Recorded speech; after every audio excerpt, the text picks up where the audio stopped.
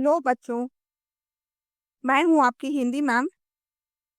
कक्षा 9 की पाठ्य पुस्तक क्षितिज से आज हम लोग करेंगे प्रश्नोत्तर काव्य खंड का पहला पाठ, पाठ 7 कबीर का प्रश्नोत्तर पूरा करेंगे। पहला प्रश्न है, मानसरोवर से कवि का क्या अभिप्राय है?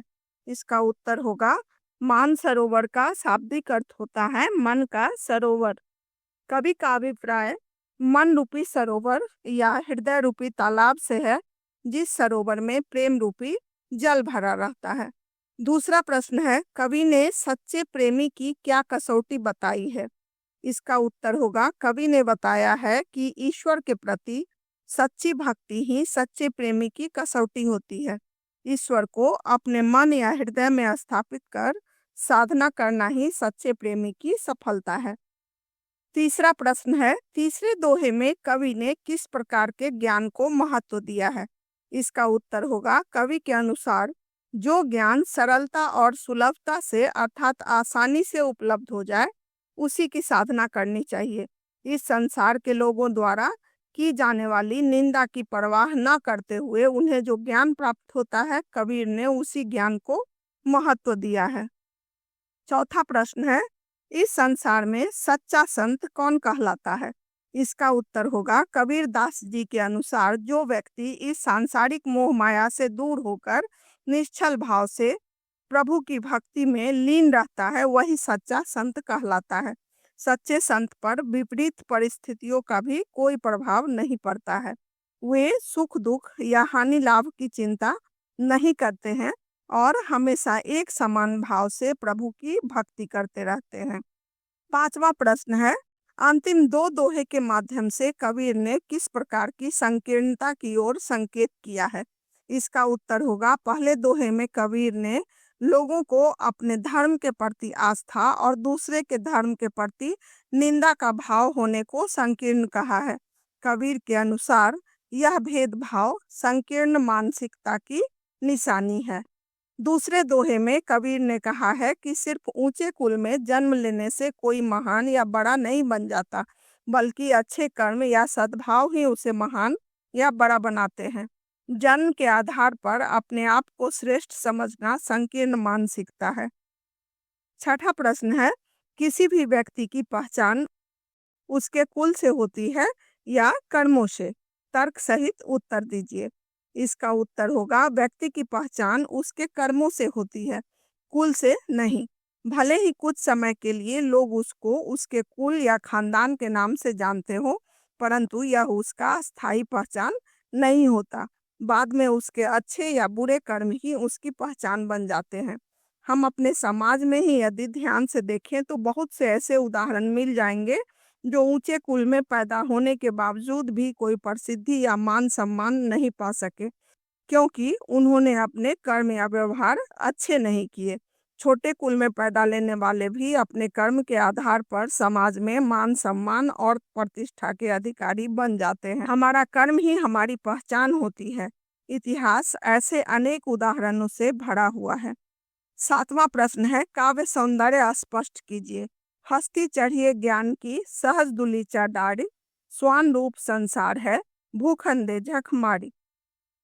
इसका उत्तर होगा, कबीर दास जी ने इस दोहे में ज्ञान प्राप्त करने की तुलना हाथी की सवारी से की है। इस संसार के अज्ञानियों को कुत्ते के समान बताया है। इस दोहे में हस्ती, ज्ञान, स्वान आदि तत्सम शब्दों का प्रयोग किया गया है। दोहे में रूपक अलंकार तथा भक्ति रस की प्रधानता है। भाषा सहज सरल और खड़ी बोली अर्थात सधुकरी भाषा का प्रयोग अनूठे ढंग से किया गया है। आठवां प्रश्न है, मनुष्य ईश्वर को कहाँ कहाँ ढूंढता फिरता है? इसका उत्तर होगा, मनुष्य ईश्वर को मंदिर, मस्जिद और काबा काशी जैसे अनेक पवित्र धर्म स्थलों पर ढूंढते फिरते हैं। योग, वैराग्य तथा अनेक प्रकार के धार्मिक क्रियाकलापों में मनुष्य ईश्वर को ढूंढने की कोशिश में लगे रहते हैं। नौवां प्रश्न है, कबीर ने ईश्वर प्राप्ति के लिए किन प्रचलित विश्वासों का खंडन किया है? इसका उत्तर होगा, कबीर ने अपने अपने धर्म के अनुसार पूजा पाठ या कोई भी क्रियाकलापों को करने तथा अलग अलग धर्म स्थलों पर धार्मिक यात्रा करने जैसे प्रचलित विश्वासों का खंडन किया है। कबीर के अनुसार इन आडंबरों से कभी भी किसी को भी ईश्वर के दर्शन नहीं होते हैं। 10वां प्रश्न है, कबीर ने ईश्वर को सब श्वासों की श्वास में क्यों कहा है? उत्तर होगा, ईश्वर सभी मनुष्य के अंदर है, क्योंकि वह कण कण में व्याप्त है। सभी जीवों को ईश्वर ने ही बनाया है, अर्थात वह सभी जीवों में समाया हुआ है। कबीर दास जी के अनुसार जब तक हम सांस लेते हैं तब तक ईश्वर हमारे अंदर ही विराजमान होते हैं। 11वां प्रश्न है, कबीर ने ज्ञान के आगमन की तुलना सामान्य हवा से न कर आंधी से क्यों की है? उत्तर होगा, सामान्य हवा का प्रभाव कम पड़ता है, जबकि आंधी आने से शक्तिशाली परिवर्तन होते हैं। कबीर ने ज्ञान के आगमन की तुलना आंधी से इसलिए की है क्योंकि ज्ञान का आंधी की तरह आगमन से मनुष्य के मन पर पड़ा हुआ छल कपट, मोह माया और अज्ञानता का पर्दा तेजी से छट जाता है तथा ज्ञान की प्राप्ति हो जाती है। मनुष्य का हृदय स्वच्छ हो जाता है और वे ईश्वर के भक्ति में लीन हो जाते हैं। ज्ञान के आंधी का भक्तों के जीवन पर क्या प्रभाव पड़ता है? इसका उत्तर होगा, ज्ञान की आंधी आने से अज्ञानता दूर हो जाती है, मन के सारे भ्रम और मोह माया मिट जाते हैं। ईश्वर की भक्ति और सांसारिक मोह माया के बीच जो मन में संघर्ष चल रहा था वह समाप्त हो जाता है।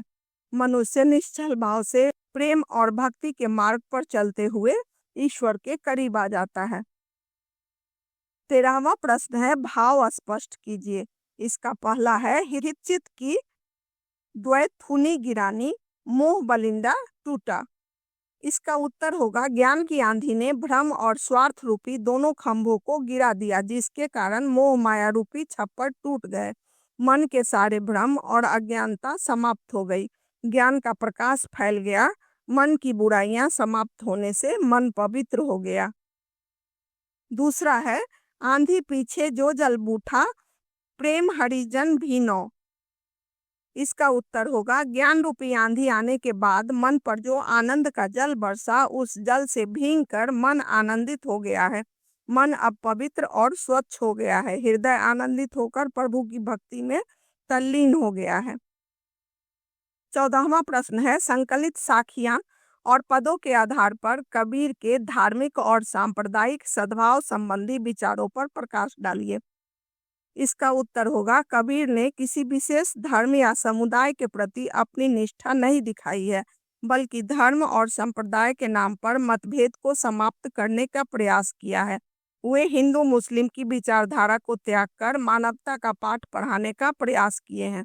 धर्म के नाम पर अनेक क्रियाकलापों और कर्मकांडों का विरोध करते हुए कबीर ने लोगों की आंखों पर से भ्रम का पर्दा उठाने का काम किए हैं। कबीर के अनुसार लोगों को जाति पाति के चक्कर में न पड़कर निश्चल भाव से प्रभु की भक्ति करनी चाहिए। किसी विशेष मत या संप्रदाय को मानने से ईर्ष्या और द्वेष की भावना फैलती है। कबीर का मानना था कि इन सब से दूर रहने में ही भलाई है। किसी को भी अपने कर्मों के आधार पर समाज में मान सम्मान और प्रतिष्ठा मिलती है। 15वां है, निम्नलिखित शब्दों के तत्सम रूप लिखिए। पखापखी का होगा पक्ष विपक्ष, अनत यानी कि अन्यत्र, जोग का योग, जुगति यानी युक्ति, वैराग वैराग्य, निरपक्ष निष्पक्ष। तो बच्चों, मेरे द्वारा दिया गया सहज और सरल भाषा में उत्तर यदि आपको समझ में आ गया हो तो आप मेरे चैनल को सब्सक्राइब करिएगा, लाइक करिएगा और अपने साथियों को शेयर करिएगा। तब तक के लिए बाय।